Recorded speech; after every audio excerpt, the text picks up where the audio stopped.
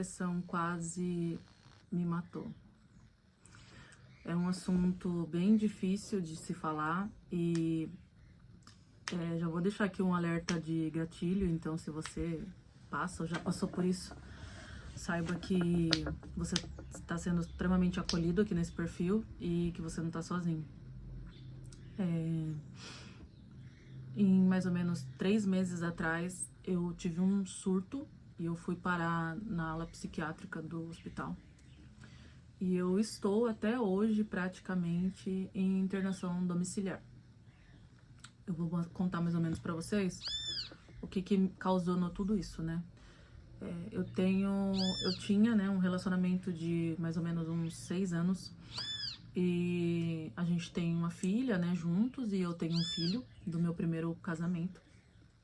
E vivia uma vida assim com muitos altos e baixos no decorrer do tempo. E aí nessa situação de muitos altos e baixos e tudo mais, eu meio que instalei aquele mood mulher guerreira e isso me pegou muito, porque querendo ou não, né, você tentar ser guerreiro o tempo todo, uma hora o seu organismo acaba dando pane, né, dando pino ali. E aí assim, né, há uns 3 anos atrás, uns 2 anos atrás mais ou menos, o meu corpo já deu sinais de que não tava bem. Eu sempre fui muito agitada, assim, eu sou uma pessoa muito ansiosa, muito agitada. E aí, a gente tava passando por várias coisas no nosso relacionamento, na nossa vida e tudo mais. E, gente, tipo, acho que de tanta coisa que tava acontecendo ali, eu não sei se tem relação, não sei, até hoje os médicos não soube explicar, mas a minha apêndice estourou e eu fiquei 6 dias em coma, né? Foi horrível, foi um processo muito difícil. Eu fiquei numa recuperação de quase 3 meses, tentando me recuperar, tive que fazer uma operação enorme, eu tenho uma cicatriz horrível. Enfim, o meu corpo pediu arrego, porque eu estava muito sobrecarregada naquele momento. E aí, beleza, me recuperei, vida que segue e tal, a gente continuou seguindo a nossa vida. Até que, há mais ou menos um ano atrás, um ano e meio atrás, a gente tinha uma empresa, né, tudo, e essa empresa quebrou, e aí começou realmente o nosso inferno mesmo. E eu sempre me considerei uma pessoa muito feliz, muito alegre, assim. Então eu falava, gente, depressão nunca que eu vou ter. Nunca vou ter uma depressão. Por quê? Porque eu sou feliz, eu sou alegre, eu sou uma pessoa animada, eu sou uma pessoa pra cima, positiva. Claro que eu tenho os meus momentos, porque eu acho que todo mundo tem os momentos de, né, de tristeza, de angústia, de não estar bem, de, enfim, todo mundo tem esses momentos, mas eu me considerava uma pessoa extremamente feliz. Então, eu achava que a depressão nunca ia chegar pra mim. Eu falava assim, jamais eu vou ter depressão. Eu nunca vou ter isso. Nunca vou ter uma crise de ansiedade, por exemplo. E aí eu descobri que eu tive crise de ansiedade estando em coma. O médico perguntou pra minha mãe se eu tomava remédio, se eu tomava alguma medicação, porque eles não conseguiam me desestubar quando eu fiquei ruim e doente, porque eu estava tendo uma crise de ansiedade. Então o meu corpo já estava dando sinais de que não estava tudo bem. Só que a gente não se atenta, né? E com a correria do dia a dia, eu tenho 2 crianças, tinha empresa pra cuidar, marido pra cuidar. Gente, eu só fui vivendo a minha vida e vida que segue. E foi isso que foi acontecendo. E quando eu recebi alta da minha recuperação de quando a minha apêndice estourou, o médico falou, olha, ela vai precisar de terapia. Ela já precisaria, antes todo mundo precisa, né? Mas ela vai precisar de terapia. E eu escutei o que o médico falou? Não, gente, eu não escutei o que o médico falou. E basicamente eu segui o baile desse jeito, do jeito que eu estava, achando que estava tudo bem, e continuei a minha vida. Aí depois que tudo isso passou, né, eu tive esse problema na empresa, a empresa quebrou e tudo mais, e aí começou todo um inferno na minha família, na minha vida. E eu assumi de novo aquele posto de mulher forte, mulher guerreira, achando a guerreira, porque a gente acha que a gente tem esse poder, e vida que segue. E o meu ex-marido, gente, eu tô com um sério problema, porque eu não tenho mais a minha ring light, e eu tô com um negócio aqui tentando, ó. Ele não para. Que merda. Ele não para. Meu amor, vamos parar aí, por favor? Obrigada, querido. Vamos ver se ele vai ficar quietinho, porque o celular é pesado, entendeu? O que eu tava falando. Então, aí o que aconteceu, né? Eu assumi esse mood de mulher guerreira e tudo mais, não, vai dar certo, blá, blá, blá. E aí, continuou toda essa situação. O meu ex-marido deu pane, né? Porque acabou... Gente, eu vou falar uma coisa pra vocês, não é desmerecendo nem nada, mas a gente sabe que os homens, eles acabam sendo mais frágeis nessa parte. Tipo assim, a gente é considerado sexo frágil, mas os homens nessa parte, quando é financeiro, quando é uma doença, eles não sabem lidar tão bem, né? Não tô generalizando, mas eu falo no modo do meu convívio com os homens que eu convivo, como é essa relação, como é isso, né? E os homens que eu convivo têm muita dificuldade. Então, eu tô tirando por essa métrica. E aí, meu ex-marido não soube lidar com isso mesmo, e, tipo, ficou muito ruim. E aí, quando ele precisou ir trabalhar fora, fazia mais ou menos, sei lá, uns 10 anos que ele trabalhava pra ele, e ele precisou voltar pro CLT, meu, acabou pra ele. Tipo, acabou pra ele. Foi, sei lá, eu não sei explicar o sentimento que ele viveu, porque eu não estou no corpo dele, mas eu sentia que pra ele o mundo dele tinha acabado ali naquele momento. E eu sempre tentando ser positiva, sempre tentando falar, não, vai dar tudo certo, é uma fase, a gente vai passar por essa, por mais essa, né? A gente tem saúde, a gente é novo, a gente é jovem, vamos pra luta, vamos conquistar, pelo menos você tem emprego. Era isso que eu ficava pensando, né? Mas acho que na cabeça dele, ele não conseguia lidar com isso mesmo, sabe? Esse sentimento de que, mano, perdi tudo, agora eu tenho que trabalhar pros outros, é difícil, não tenho tempo pra nada, não consigo estudar, não consigo fazer um curso, não consigo fazer nada. E aí ele deu pane total. E aí também começou a atingir o nosso relacionamento. Aí veio as crises no relacionamento, aí veio a desconfiança, a falta de confiança, brigas constantes, coisa que a gente nunca teve. A gente viveu, tipo assim, 5 anos muito bem. Briguinha besta, mas assim, de um ano pra cá a gente começou a brigar muito por tudo. Tudo era motivo de briga. Tipo assim, olhou torto pro outro, tava brigando. E a gente não se atentava nisso, porque como a gente não brigava assim, tipo, vamos brigar na frente de todo mundo, foda-se mesmo, a gente não percebia que quando ficava eu e ele, a gente brigava por nada. Às vezes tava eu e ele tomando um drink, comendo alguma coisa, do nada um dava uma cutucada no outro, acabava o rolê ali, entendeu? E a gente não se atentou nisso. E decorrente disso, né, por ele ter passado por toda essa situação, por ele ter vivido essa situação de ter que voltar pro CLT, nossa, ter passado por tudo isso, eu resolvi tentar suprir do jeito que eu achava melhor. E realmente, assim, eu sempre fui muito Amélia, muito dona de casa, mas nesses últimos anos, assim, que a gente passou por tudo isso, ficou meio que tudo na minha responsabilidade.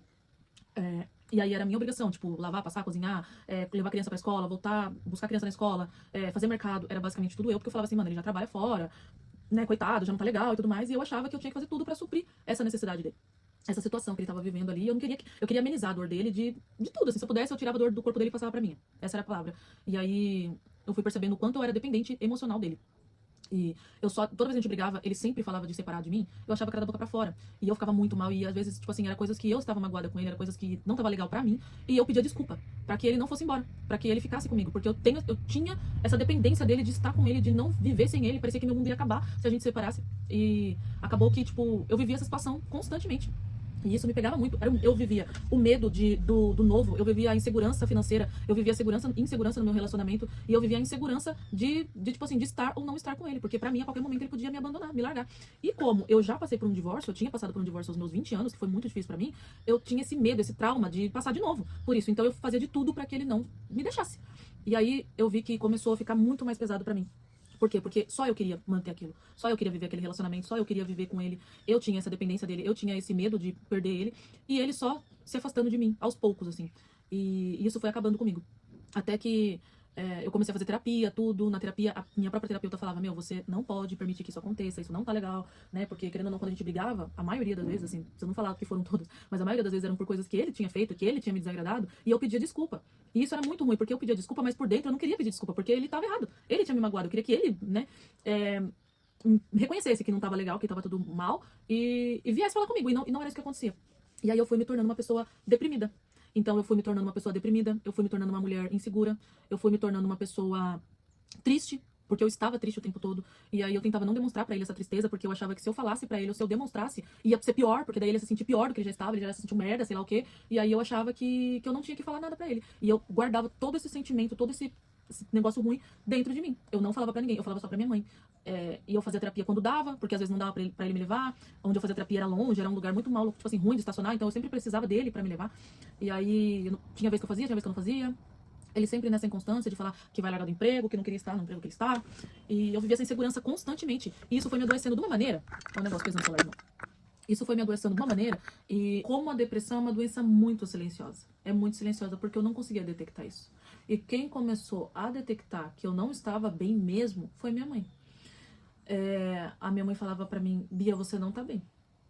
Dá pra ver que você não tá bem. Tem dias que você, se você pudesse, você gritava pro mundo que você não tá bem. Tinha dia que eu sumia, a minha mãe me ligava, me mandava mensagem e eu sumia. E eu não consegui perceber que além da depressão, eu estava me tornando uma pessoa hipertensa. Porque constantemente eu andava passando tanto nervoso e isso foi aumentando a minha pressão. E eu não percebi, eu não fui no médico, eu não fui procurar saber o que estava acontecendo, porque eu vivia tão ocupada com tudo que eu, tipo assim, minha saúde era o de menos. né? Eu ia pra academia quando dava, aí quando eu ia pra academia eu levava a criança junto, eu parei de fazer o que eu gosto, eu parei de estudar, tipo, eu não estudava, porque não dava tempo, era muita coisa, muita demanda. Então eu me abandonei, assim, eu me larguei. Eu cheguei num ponto que eu larguei quem eu era. E aí a minha mãe falou, isso tá errado, isso não tá legal, tá te adoecendo, você não tá percebendo. Tinha dias que eu passava a tarde inteira, tipo, as crianças iam pra escola, eu agilizava tudo, organizava tudo que tinha que fazer, fazia tudo que eu tinha que fazer, porque meu ex estava em casa, né, e tinha aquela cobrança dele na minha casa. E quando as crianças chegavam, a gente almoçava e eu passava a tarde deitada. Eu não queria estar perto de ninguém, eu não queria viver ali, eu não queria estar naquele ambiente. Os meus filhos são extremamente amáveis, são crianças incríveis, mas eu não queria estar perto nem dos meus filhos, porque eu achava que era um negócio assim que eu não deveria estar ali. Eu falava assim, meu, por que eu tô aqui? Tipo, eu não quero estar aqui, eu não quero viver isso aqui. Tá uma merda pra mim, eu não tenho como dizer pra ninguém. E eu não quero ser abandonada de novo. E na minha cabeça eu ficava, eu não vou ser abandonada de novo, eu não quero ser abandonada de novo. Eu vou suportar tudo porque eu não quero ser abandonada de novo. E isso foi virando um peso muito grande pra mim, até que eu comecei a ter muita dor de cabeça, tipo, muita dor de cabeça. E todo santo dia eu tinha dor de cabeça. E aí eu buscava as crianças no ponto, porque eles iam com o transporte escolar da prefeitura. E teve, acho que mais de 3 semanas que eu falava pro meu ex assim, eu não tô legal pra sair. Minha cabeça tá doendo muito. E ele falava sempre que tava ocupado, que tava estudando, que tinha as coisas dele pra fazer, que não dava pra parar as coisas pra ir lá buscar. E teve até uma vez que eu pedi pra ele buscar as crianças porque eu ia por cílios. E aí ele falou: "Ah, nossa, não dá, né? Tipo, eu tenho minhas coisas pra fazer". E era sempre assim, ele sempre priorizava muito as coisas dele e, tipo, parecia que eu e as crianças, sabe, ficava meio que aleatório ali. E aí eu acabei desmarcando em cima da hora. Eu falei, moça, não vai dar pra eu ir porque eu não tenho quem pegue meus filhos. Eu tenho que marcar mais cedo. Eu tinha marcado às 8. E aí, da outra vez, eu tive que marcar, tipo, 7h30. E eu falei pra ela, meu, coloca o que der pra pôr, porque eu tenho que estar na minha casa às 11. Então, pensa como eu fiquei, tipo, nessa época. Eu fiquei com a minha cabeça muito ruim mesmo. Porque era tudo eu tinha que correr atrás, eu tinha que fazer isso, tinha que fazer aquilo. E aí eu comecei a ter essas crises de enxaqueca. E tinha dias que eu falava, eu não tô me aguentando, não dá pra eu ir buscar eles, era sol. Nossa, eu tinha que ir lá buscar as crianças. Saía às 11h30, o outro chegava no ponto, era 11h50. Então, às vezes, eu pegava o menino às 11h30, levava em casa, ficava lá uns 10 minutinhos, bebia uma água e voltava no mesmo lugar para buscar a minha menina mais nova. E isso foi criando um peso, assim, na minha vida muito grande. E a gente que é mãe, a gente não fala que o peso, tipo assim, é o filho, mas sabe a exaustão de você ter que fazer tudo. Então, isso foi ficando muito exaustivo. A mesma coisa aconteceu de manhã. De manhã eu tinha que levar meu filho às 6 no ponto de ônibus e depois às 7 a minha outra filha. Então, tipo, eu acordava muito cedo, eu acordava às 5h30 da manhã. E tinha dia que eu ficava esperando meu marido chegar, porque era o momento que a gente ficava junto. Então ele chegava, tipo, meia-noite e meia e eu tava lá, esperando. E muitas das vezes ele ficava bravo comigo quando eu não levantava para fazer leite, essas coisas. Então eu me sentia muito cobrada o tempo todo. E isso realmente foi me adoecendo e eu não fui percebendo. Até que chegou uma época que ele começou a meio que criar motivo comigo, sabe, pra gente separar, porque ele falava de separar e eu falava, não, pelo amor de Deus, não separa, eu chorava, ficava mal. Nossa, pensava em me matar, surtava, tinha crises e crises de ansiedade e era horrível, porque eu não era acolhida quando eu tinha as crises de ansiedade. Hoje eu consigo ver que eu tinha crises de ansiedade constantemente e por ele, tipo assim, achar que era frescura, eu achava também que eu tava fazendo frescura. E não era. Eu tava doente e eu não tava percebendo. E aí, ele começou a criar muito motivo pra que eu pedisse o divórcio, já que toda vez que ele pedia eu não dava, tipo assim, eu falava, não vou embora, não quero. Ele começou a dar motivo, entendeu? Então, começou a ficar pior ainda a situação, sabe? Até que chegou um dia que ele virou pra mim e ele falou, meu, eu não quero mais mesmo, não dá mais pra mim, e eu quero que você pegue as suas coisas e vá embora. Gente, foi acho que a pior coisa que eu passei na minha vida. Caiu o meu mundo, assim, porque a casa que a gente morava, a gente todo planejou tudinho pra gente fazer juntos. Eu participei de todo o processo da obra da casa. Eu fiz a casa a cada canto, tipo assim, do jeito que eu sempre quis, do jeito que eu sempre sonhei. E a pessoa simplesmente minimizar tudo e mandar a gente sair da casa, porque ele queria mesmo o divórcio, foi muito difícil pra mim. E foi quando eu tive uma crise muito ruim. Eu fui pro hospital, eu peguei o carro e fui pro hospital. Eu comecei a ter taquicardia, eu comecei a ter uma crise de ansiedade mais forte do que o normal. E aí eu peguei o carro, né? Ele, infelizmente, assim, eu não sei se ele não percebia, ou se ele fingia, ou se ele achava que era frescura, eu não sei dizer. Mas ele viu que eu tava ruim e ele também não se ofereceu e não quis me levar no médico. Assim, não foi me levar no médico, não se atentou a isso. E eu peguei o carro e fui. Eu vim parar aqui na casa da minha mãe com as crianças, era tarde da noite. Eu peguei o carro e eu tive vontade de jogar o carro embaixo do caminhão com as crianças dentro. Eu falei, eu vou parar com esse sofrimento. Como eu não confio nem no pai da minha filha, nem no pai do meu filho pra criar os meus filhos, eu prefiro morrer junto com eles.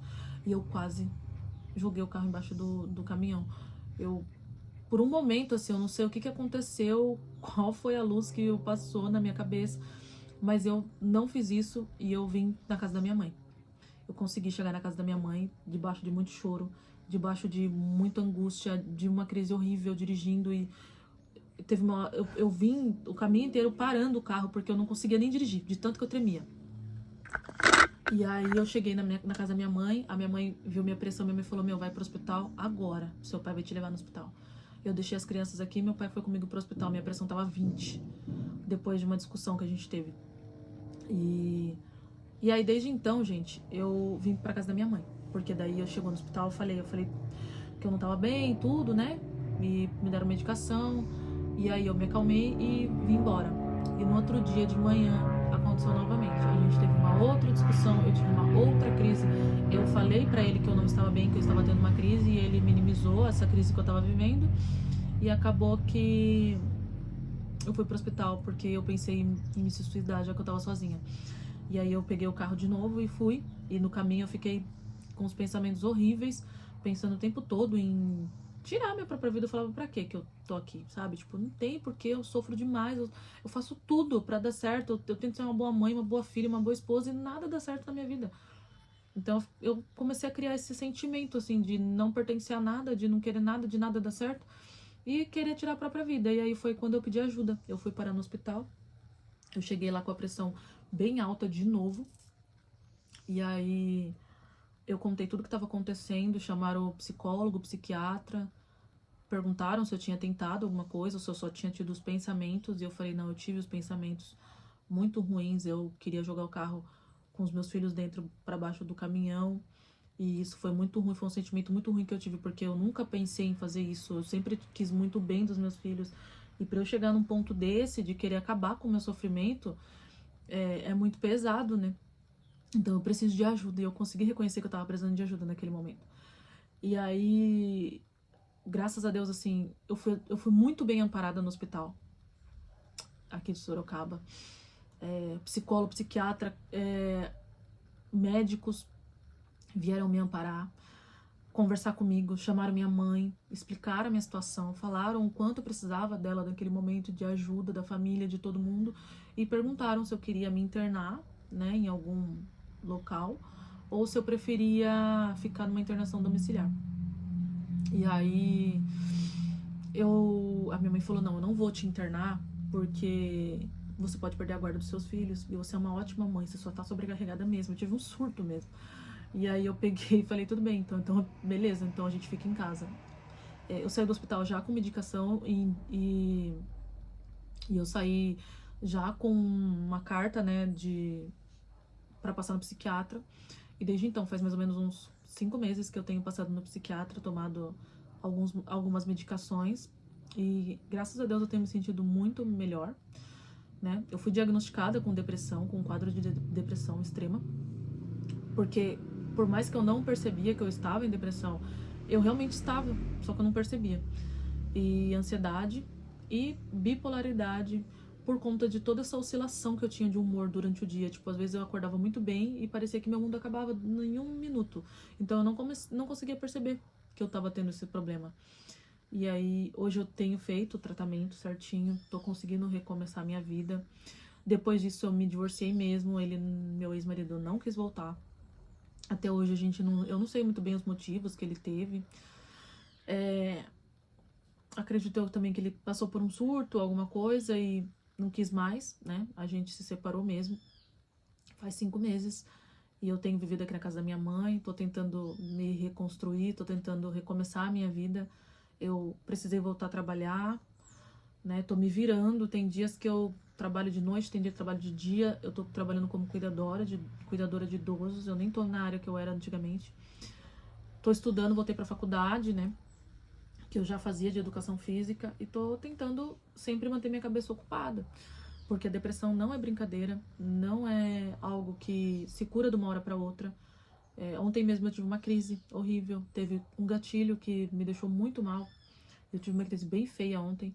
Mas assim, é um dia de cada vez, é um trabalho de formiguinha mesmo que você tem que ter quando você tem depressão. Mas só o fato de você reconhecer que você não tá bem e pedir ajuda é a melhor opção quando você não tá legal. E foi o que eu fiz.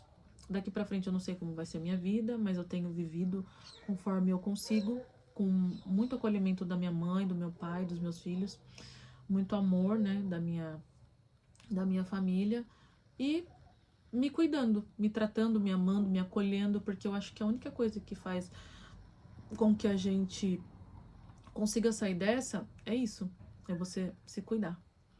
Então, o vídeo de hoje é esse, vai ficar um pouquinho longo, mas o que eu tinha pra falar era isso, sobre essa situação que eu passei, e espero que vocês tenham gostado.